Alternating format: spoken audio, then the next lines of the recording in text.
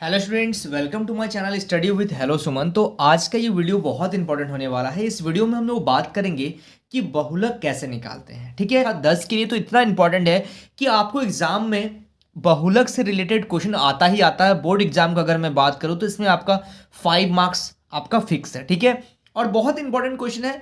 और मैं इस बहुलक का जो तरीका होता है बहुत बेस्ट तरीका आपको बताऊंगा। ठीक है तो बहुत सारा तरीका, लेकिन जो तरीका मैं आज आपसे शेयर करने वाला हूं वो बहुत इंपॉर्टेंट है, बहुत सिंपल तरीका है। अगर आप इस वीडियो को पूरा एंड तक देख रहे हैं तो आई होप आपको सारा चीज पूरा डिटेल समझ में आ जाएगा। ठीक है, तो स्टूडेंट्स अगर आप मेरे चैनल पर नए हैं तो प्लीज इस चैनल को सब्सक्राइब करना मत भूलिए। इस वीडियो के नीचे एक सब्सक्राइब बटन दिया गया है, उस बटन को प्रेस कीजिए और नोटिफिकेशन को ऑल पे प्रेस करिए ताकि इस तरीके का हर वीडियो का नोटिफिकेशन आप तक पहुंचे।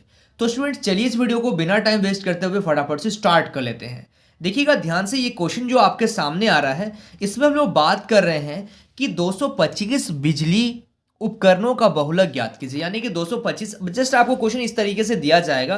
ठीक है कि 225 जो आपका है बिजली उपकरण है उसका बहुलक आपको निकालना। तो तरीका देखिएगा कैसे होता है। आपका ये क्वेश्चन तो आपका चेंज होके आएगा।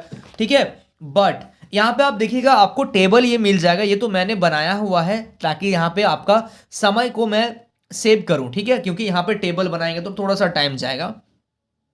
क्वेश्चन में आपको जीवन काल के बारे में, जीवन काल यहाँ पे कुछ दिया गया है, 0 से 20, 20 से 40, 40 से 60, 60 से 80। ठीक है, और यहाँ पे बारंबारता आपको दिया गया है कि 0 से 20 के बीच में 10 जन आ रहे हैं, 20 से 40 के बीच में 35 जन आ रहे हैं। इस तरीके से आपको दिया गया है। ठीक है, तो अब देखिएगा यहाँ पे वर्ग अंतराल आपको आ रहा है और यहाँ पे आ रहा है आपका बारंबारता। तो सबसे पहले हम लोग बात करेंगे कि हम लोग माध्य तो सीखा हुआ है। ठीक है, माध्य माध्य भी आता है एग्जाम में। अगर आप उस वीडियो को नहीं देखे तो उसका लिंक मैंने डिस्क्रिप्शन में डाल दूंगा, आप जाकर देख लीजिएगा। ठीक है, वो भी इंपॉर्टेंट टॉपिक है इसका, है ना।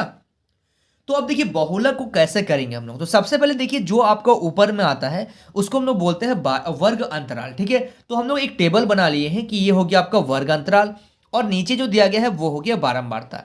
यानी कि 0 से 20 के बीच में 10 जन है, 20 से 40 के बीच में 35 जन है। इस तरीके से आप इसको समझ सकते हैं।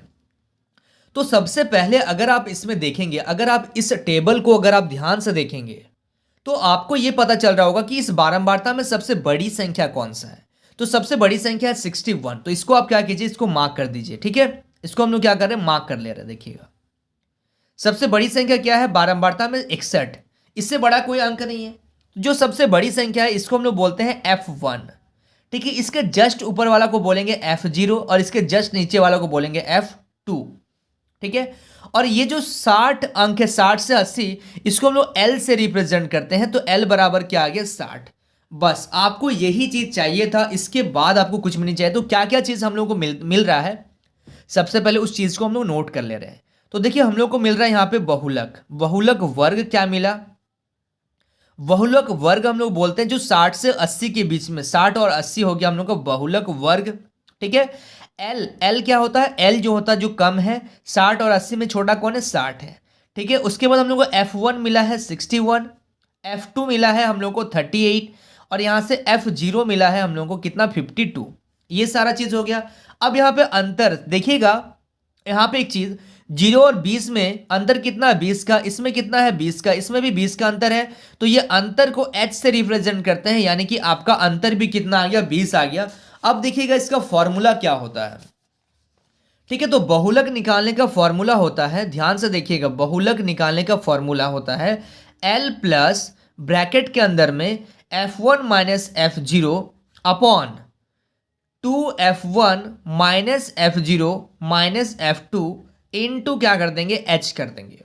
ठीक है, ये इंपॉर्टेंट है। बहुलक निकालने का जो आपको फॉर्मूला होता है L प्लस ब्रैकेट के अंदर में F1 minus F0 upon 2F1 minus F0 minus F2 into H।